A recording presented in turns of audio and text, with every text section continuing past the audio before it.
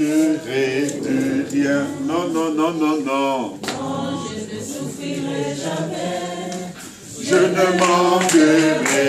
Regarde ton frère. Non, non, non, non, non. Moi, Je ne souffrirai jamais. non, non, non, je ne manquerai. Non, non, non, non, non, non. Regarde ta soeur, dis-le-lui. Alléluia. Je ne manquerai. Non, non, non, non, non. Regarde ton frère, dis-le-lui. Je ne manquerai. Non, non, non, non, non. Dis à la maladie maintenant. Je ne manquerai. Non, non, non, non, non. Regarde le problème. Dis au problème, je ne souffrirai jamais. Oui, non, non, non, non, non. Regarde le chômage, dis-le-lui. Je ne manquerai. Oui, non, non, non, non, non. Que cette louange soit une louange de foi. Une louange prophétique ce matin. Oh! Non, non, non, non, non. Alléluia. Regarde le célibat. Je ne manquerai. Non, non, non, non, non. Alléluia. Tu vas rentrer dans ton miracle, bien-aimé. Si tu crois, tu verras la gloire de Dieu. Non, non, non, non, non. Alléluia. Non, non, non, je ne manquerai. Non, non, non, non, non. Regarde le rhumatisme, le rhumatisme. Je ne manquerai. Non, non, non, non, non. Dis-le-lui. Alléluia, alléluia, alléluia. Je ne manquerai. Parce que c'est mon papa. Alléluia. L'église du Seigneur, chantons pour le roi. Parce que, alléluia. C'est mon papa. Le Dieu de miracle. C'est mon papa. C'est lui qui t'a sauvé. Alléluia. C'est lui qui te bénit. Alléluia. C'est lui qui te guérit. Alléluia. C'est lui qui t'élève. Alléluia. C'est lui qui te bénit. C'est lui qui te libère. Alléluia. Non, non, non, non, non. Alléluia. Gloire à Dieu.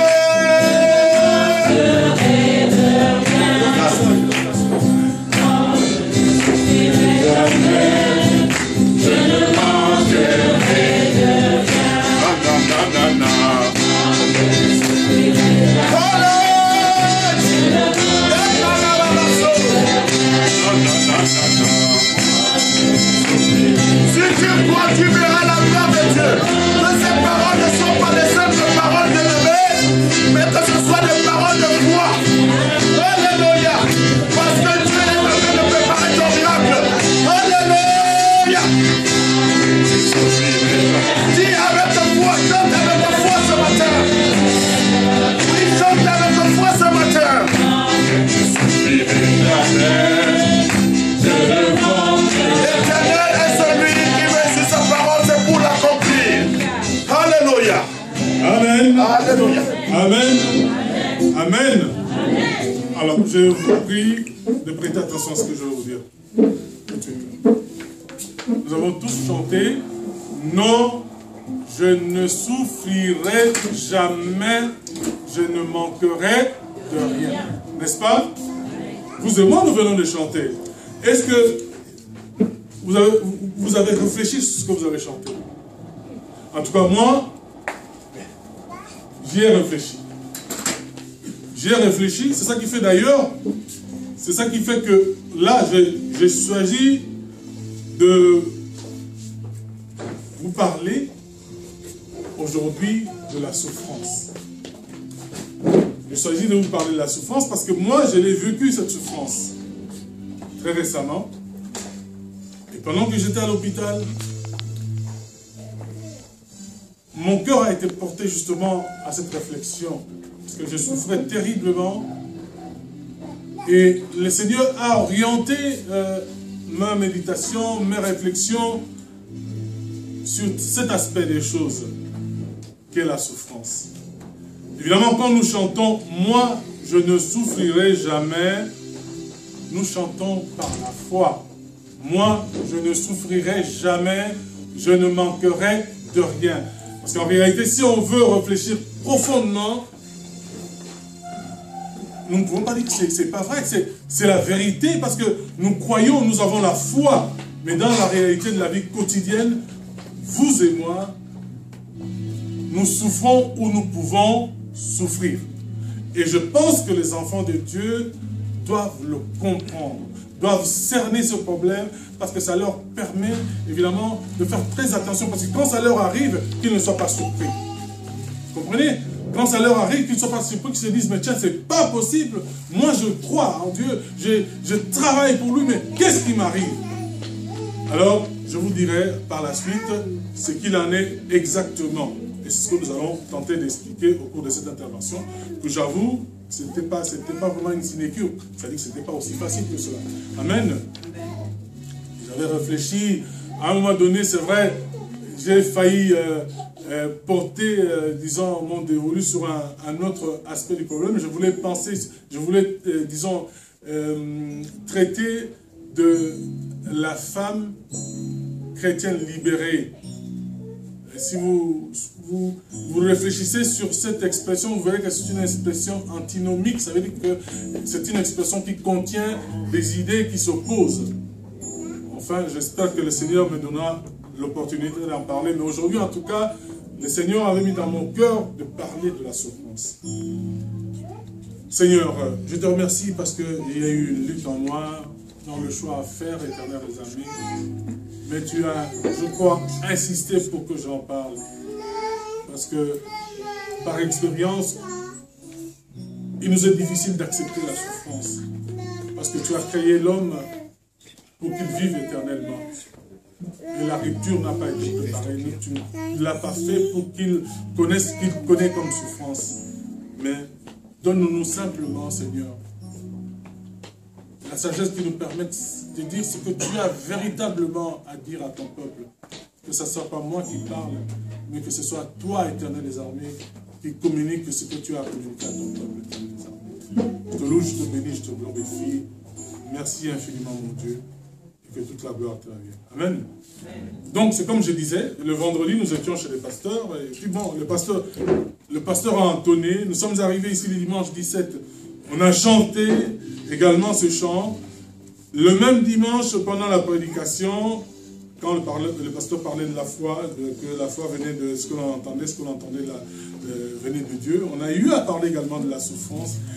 Et enfin, au cours de notre réunion d'hier, la réunion pastorale, en tout cas, un des frères avait abordé ça. Alors moi, j'étais regaillardi dans ce que j'avais reçu du Seigneur, comme quoi il fallait absolument parler de cet aspect des choses. Alors, mon sujet, je l'ai présenté de la manière suivante. J'ai dit, le croyant, la souffrance et la mort. La Bible nous présente trois types d'individus, trois types de personnes. L'homme et la femme spirituelle, c'est-à-dire, non, l'homme et la femme non spirituelle, c'est-à-dire les païens, l'impie. Ça fait référence, comme vous le savez certainement, à la personne non régénérée, à celui ou celle qui est gouvernée par ses simples instincts naturels.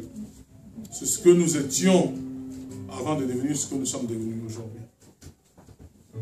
Ensuite, nous avons l'homme et la femme spirituelle, ce qui nous renvoie à la personne régénérée, c'est-à-dire celle qui a l'Esprit de Dieu. Ce que nous sommes devenus aujourd'hui, en tout cas, pour la grande majorité de nous tous ici présents, après la repentance et l'acceptation de Jésus-Christ dans notre vie, comme notre Sauveur et Seigneur. La troisième, ou le troisième individu, n'est autre que ce chrétien, le chrétien charnel, ce croyant qui a accepté Dieu, mais qui n'est pas arrivé à se dépouiller continuellement, de combattre pour enlever tout ce qui le détruit dans sa relation avec Dieu. Ce chrétien est un chrétien charnel. Donc nous avons, si je puis me résumer, l'impie, c'est-à-dire le païen, la personne qui ne croit pas à Dieu. Nous avons celui qui croit en Dieu, mais dans cette catégorie, nous avons également les chrétiens qui demeurent charnels. Même si les croyants nés de nouveau reçoivent la vie nouvelle de l'Esprit de Dieu, ils conservent leur nature pécheresse et ses mauvaises tendances. Je crois que vous êtes d'accord avec moi. Il est impossible pour la nature pécheresse, notre nature pécheresse, qui demeure en nous, de devenir bonne. Nous devons être mis à mort. En fait, cette nature doit être mise à mort et vaincue par la grâce et la puissance de l'Esprit de Dieu. Donc ça, malheureusement, le chrétien charnel qui est sorti de la présence de Dieu, qui a accepté mais qui ne fait pas la volonté de Dieu, c'est ce qu'il est. Il n'arrive pas, dans son combat quotidien, il n'arrive pas à transcender cet état de sa nature. C'est un homme qui pêche allègrement, qui fait des choses, et pourtant il connaît Dieu, et pourtant il a accepté Dieu dans sa vie. Donc, dans ce que je veux faire comme exposé, je ne veux pas justement parler de ces chrétiens charnels, je ne veux pas non plus parler de l'impie, du païen, mais je veux plutôt vous parler de celui qui a accepté le Seigneur et qui marche. Je sais que ce n'est pas facile, nous sommes des humains, tous les jours nous rencontrons des difficultés de tous genres, mais ce chrétien combat tous les jours. Il combat pour vivre en harmonie avec la parole de Dieu. Il combat tous les jours pour faire la volonté de Dieu. C'est de ce chrétien que je voudrais parler ici. Donc je parle donc de cet homme, de ce chrétien, de sa souffrance et finalement de sa mort. Amen. Amen. Mais on ne peut pas, en tant que chrétien, parler de la souffrance et de la mort sans parler du péché. Parce que c'est le péché qui est à l'origine de la souffrance et de la mort qui en sont les conséquences. Vous me suivez? Oui.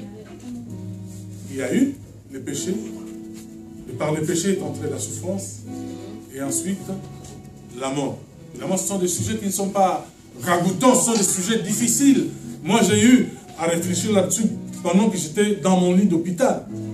Mais je peux vous assurer que le fait d'y réfléchir m'a regardé, m'a reconforté, mais ce n'était pas possible du tout. Donc je n'avais ni peur de ma maladie, ni peur de la mort, parce que je me sentais boosté par le Seigneur.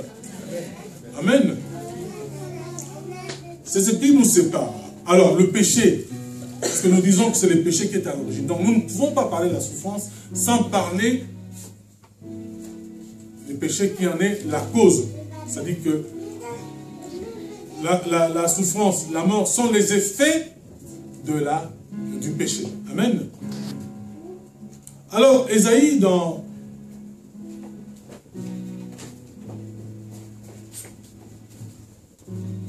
Ésaïe 52, chapitre 52, verset 2, nous dira: